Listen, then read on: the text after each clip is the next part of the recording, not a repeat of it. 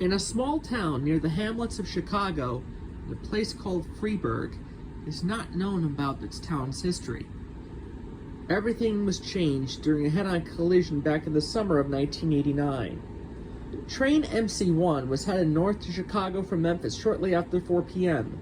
At 4:11 p.m. Central Standard Time, the southbound CM1 pulled head fouling the track adjacent to the interlocking tower. The models in question are very unique. One of them is a very unique SD-28, one of two freight locomotives built. Special duty meaning 6-axle or special duty, and 28 for the serial number and or horsepower. These are non-turbocharged versions of older GP or SD 4-axle 35s. Unit number 9451. 6031 is an SD-40 built by the Electromotive Division. The northbound unit, number 3111, is a GP40R.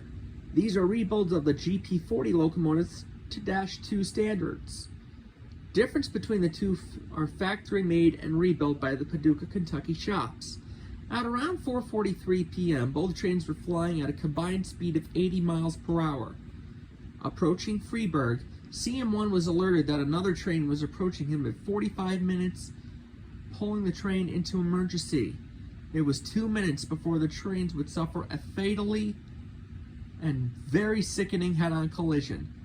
Both the GP40R and the SD-28 were totaled and scrapped at the crash site. The National Transportation Safety Board began their online investigation, concluding there were no available brakemen flagging the locomotives or end-of-caboose platforms. Regulations were changed forever because of poor circumstances of the distasteful judgment from IC management. But in the meantime, workers began to clean up the mess, loading the remains into gondolas, awaiting to be cut up and melted down at the scrapyard.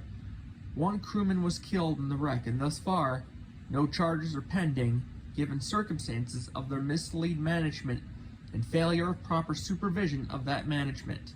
John Roberts, CBS News, Freeburg, Illinois.